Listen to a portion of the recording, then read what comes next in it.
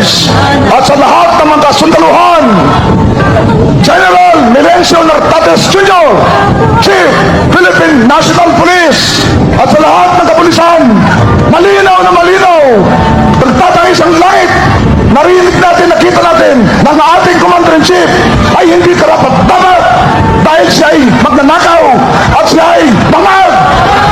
Kaya ang taong bayan, pakinggan ninyo ang kanyang sinisigaw, pakinggan ninyo ang mga taong bayan, ang sinasabi ng taong bayan, kayo ay kampihan ang taong bayan para sa laban na ito.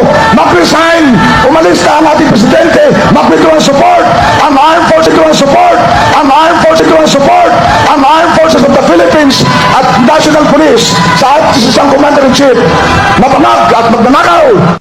Ng case po ninyo, inciting to sedition, meron din po ba kayo mga nagpipahayag ng pagka-aklas laban po sa gobyerno o sa AFP?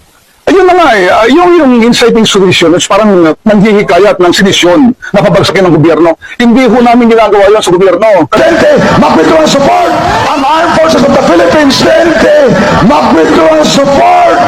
Ang Armed Forces of the Philippines! Hindi lamang ay nagpapahayag ng damdamin at hindi po galit ng mga tao. Patulad nila, tulad natin lahat, tulad ng mga pulis, tulad ng mga sundalo, na nararamdaman natin yung paglapastangan ng mga taong pinagkatiwalaan natin, ng mga taong binoto natin, na pagsilbihan tayo, pero sa halip, tayo ay winalangya. Ninakaw nila yung pera ng taong bayan. Yun ang gusto natin mapanagot. Pero Bigyan ng sinisya. is it na, sir, na nag-declare sa militar na mag-aklas po sa pagkalan? Hindi, wala tayong mag-atlas. Hindi po pwede yun. Yun, masasabi natin mag-atlas. Pabagsakin ng gobyerno. Talagang sinisyon yun. Hindi nang ginagawa, hindi ko ginawa yun. Hindi ko ginagawa ng United People's Initiative yun.